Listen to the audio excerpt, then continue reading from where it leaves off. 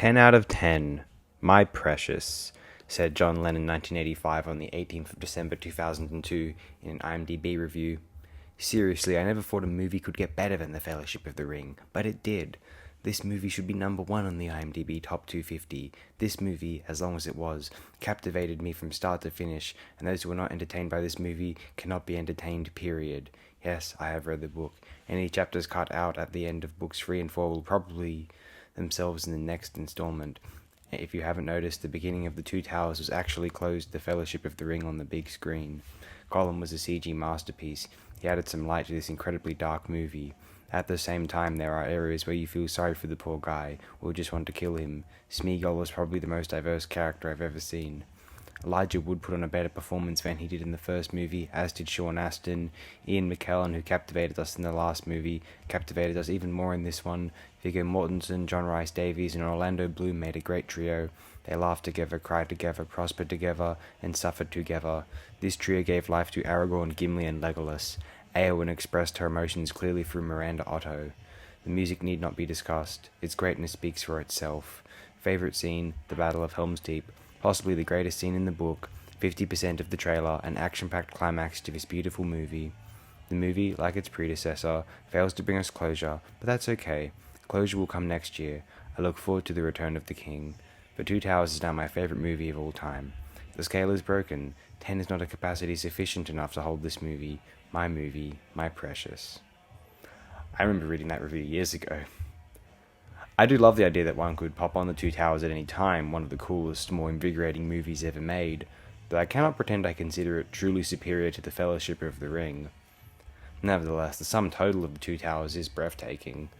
Insofar as this film is the conflict between Aragorn and his company, Legolas, Gimli, Gandalf, Theoden, against an enemy whom they never do truly interact with, the wicked wizard Saruman. Christopher Lee has been menacing before, and now he intends to conquer the known world under the powers of Sauron. Christopher Lee had been the only actor in these films to have had correspondence with J.R. Tolkien. He'd read the books upon their release. Fascinating. Helm's Deep, now. The greatest set piece of all time, perhaps. It utilized CGI to supplement the greatest feat in film production history, or one of them, in simulating an epic battle scene, and battle sequences inspired by its use entirely CGI. It is difficult to imagine any artist or any individual with the care and passion which the leadership of Peter Jackson allowed for in the Helm's Deep sequence. It's phenomenal. Any director trying to use CGI to top Helm's Deep in a subsequent film, their arrogance ensures the sequence will be inferior. They will inevitably not put as much care into the sequence as Jackson did, because they think they are cutting corners, having their cake and eating it too. Not so. Is any action sequence in Avatar, Jupiter Ascending, or Michael Bay's Transformers, or Roland Emmerich's anything better than Helm's Deep? Unless you want to be a, reactionary, pretend enjoyment of CGI prick because it checks boxes of what a film is capable of, which is to say, unless you want to be a dishonest, mind-gamey creep, you cannot deny Helm's Deep remains just the greatest. It could be topped, even with an entirely CGI sequence, although I would presume that one must spend at least as much time on the CGI as Peter Jackson and co. did when filming the sequence in New Zealand in the rain or fake rain. It took them more than a couple of months.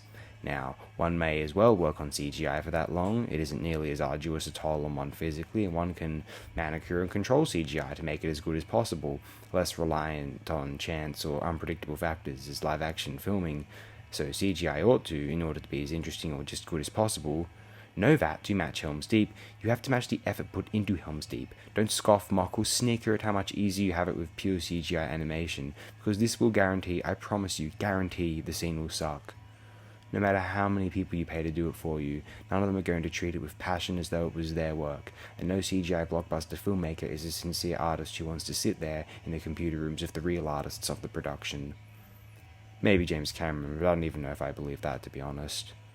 George Lucas might have wanted to, though I do wish he had someone, like a Spielberg even, to help him work through the new technology in order to direct his work better, to be frank. But I don't praise a film for checking boxes. I praise a film for having an affect on me, impressing me, making me feel jealous of it. Then I don't scroll through my phone while a film is playing. I do think The Two Towers is amazing. From the powerful, sweeping aesthetic, we roam deeper through Middle-earth, charred landscapes, ashes and sulphur, the gradual build up to the greatest battle of the film medium's lifespan so far, or maybe it is, and then the travails of Frodo, Sam and Gollum, and then well supplemented, quite wonderfully too, by Merry, Pippin and the Ents. It doesn't get much better than this. If I prefer Fellowship, it is because no scene is wasted, each moment is magic, while The Two Towers has more than a few scenes, and this film, especially in extended format, has a large sum of scenes indeed, wherein I really do not care for what is happening on screen, and then my interest is piqued again when the next scene commences. Maybe 5 or 6 instances of this in The Two Towers, to be perfectly honest, although what remains is still a completely glorious accomplishment of cinema history. Sometimes The Two Towers is, in my mind, dwarfed again by The Return of the King. The climactic high of that film can sweep up my impression of The Two Towers and have it seem the weakest of the trilogy, despite all of its aforementioned major successes within.